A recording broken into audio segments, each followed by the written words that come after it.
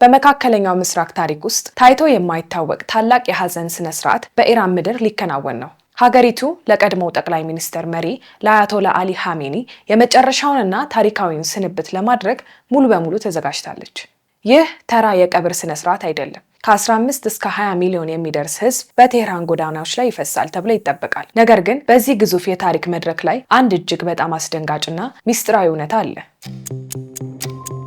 የአባቱን መንበር የተረከበው አዲሱ የኢራን ጠቅላይ መሪ አያቶላ ሞጅተባ ኻሜኒ በዚህ ታሪካዊ የአባቱ ቀብር ላይ አይገኝም። ይህ ዜና በመላው ዓለም ያሉ የጂኦፖለቲካ ተንታኞችን አስደምሟል። አባቱ ላለፉት 4 አስርት ዓመታት የመራትን ሀገር ስልጣን የያዘው ሰው እንዴት በገዛ አባቱ ቀብር ላይ ሊጠፋ ቻለ? መልሱ ያለው በወቅቱ በነበረው አስከፊ ጦርነት ውስጥ ነው።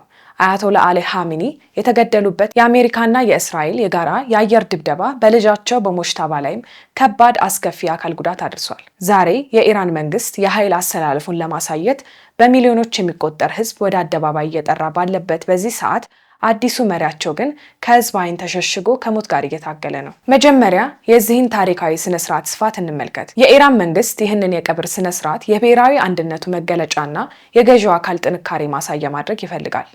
የቀብሩ ስነ ስርዓት በቴህራን ኢማም ሆሜኒ መሳላ በይፋ ይጀምራል። የቴህራን ማዘጋጃ ቤት የ24 ሰዓት የባቡር አገልግሎት በነጻ ፈቅዷል።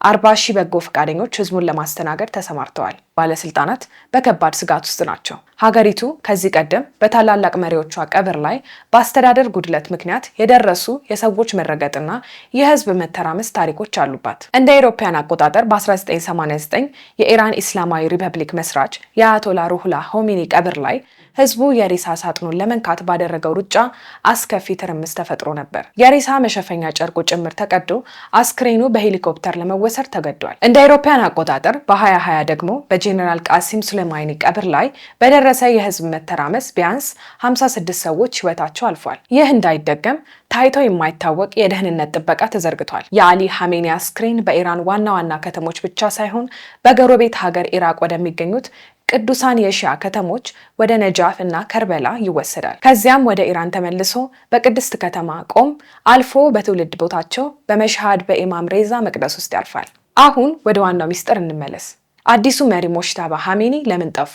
ባለፈው የካቲት 28 በአሜሪካንና በእስራኤል የተፈጸመው ድንገተኛ ጥቃት የአሊ ኻሜኒን ቤተሰብ ሙሉ በሙሉ ነው ያጠፋው። የአሊ ኻሜኒ ሴት ልጅ፣ አማቻቸው፣ የሞታጅባ ባለቤት እና ገና የ14 ወር ጨቅላ ልጃቸው በዚያው ቅጽበት ተገድለዋል። ሞጅተባ ኻሜኒ በታምር ከሞት ቢደርፉም የደረሱበት የአካል ስነ ልቦናና የስነ ልቦና ጉዳት እጅግ በጣም ከባድ እንደሆነ ከውስጥ አዋቂዎች የሚወጡ መረጃዎች ያመለክታሉ።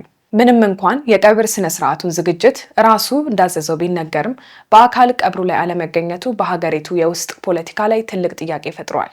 የኢራን የሃይማኖት የበላይነት መሪው ጠንካራና ሀገሪቱን ለመምራት ብቁ እንደሆነ ለህዝቡ ማሳየት ይፈልጋል። ነገር ግን መሪው በአባቱ ቀብር ላይ ህዝቡን ፊት ለፊት መጋፈጥ አለመቻሉ የሀገሪቱን የውስጥ ድክመት ለጠላቶቹ አጋልጦ ይሰጣል የሚል ከባድ ስጋት በቴህራን ባለስልጣን ዘንድ አለ።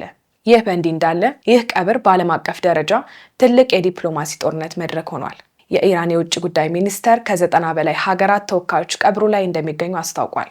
ከነዚህ መካከል እንደ ቻይና፣ ሩሲያ፣ ህንድና ኳታር ያሉ ሀገራት ከፍተኛ ባለስልጣናቶቻቸው ወደ ቴህራን እየላኩ ነው። ነገር ግን ከአውሮፓም ሆነ ከአሜሪካ አንድም መሪ አልተጋበዘም። የኢራን የውጭ ጉዳይ ሚኒስቴር ቃል አቀባይ እስማኤል ባቃይ ምዕራባውያንን በኃይለኛ ቃላት ተችተዋል። አውሮፓውያን በአሜሪካንና በእስራኤል ጥቃት ዙሪያ የያዙት አቋም እጅግ አሳፋሪና በታሪክ ስህተት ጎራ መቆም ሲሉ ኮንነውታል። ይህ ታሪካዊ ቀብር ከቀብርነቱ ባለፈ ኢራን ከምስራቁ ዓለም ጋር ያላትን አዲስ ጥምረት የምታሳይበት የጂኦፖለቲካ መድረክ ሆኗል። የፊታችን ቅዳሜና እሁድ የኢራን ህዝብ ላለፉት 37 ዓመታት ሀገሪቱን በብረት እጅ የመሩትን መሪ ለመጨረሻ ጊዜ ለመሰናበት ወደ አደባባይ ይወጣል። ይህ ስንብት ለኢራን ኢስላማዊ ሪፐብሊክ አዲስ ምዕራፍ መጀመሪያ ነው። ሀገሪቱ ከአሜሪካ ጋር ጊዜያዊ የተኩስ አቁም ስምምነት ላይ ብትደርስም የውስጥ ፖለቲካ ውጥረቱ ግን ገና አልረገበም። አዲሱ መሪ ሞጅተባ ኻሜኒ ከጀርባ ሆኖ ስልጣኑን እንዴት እንደሚቆጣጠረውና ከተሰወረበት የሕክምና ማቆያ ወጥቶ መቼ ህዝቡን ፊት ለፊት እንደሚጋፈጥ ወደፊት የሚታይ ይሆናል። ነገር ግን አንድ ነገር እርግጥ ነው። ይህ በሚቀጥሉት 5 ቀናት የሚካሄደው የቀብር ስነ ስርዓት በመካከለኛው ምስራቅ ታሪክ ውስጥ ለረጅም ጊዜ ሲታወስ ይኖራል።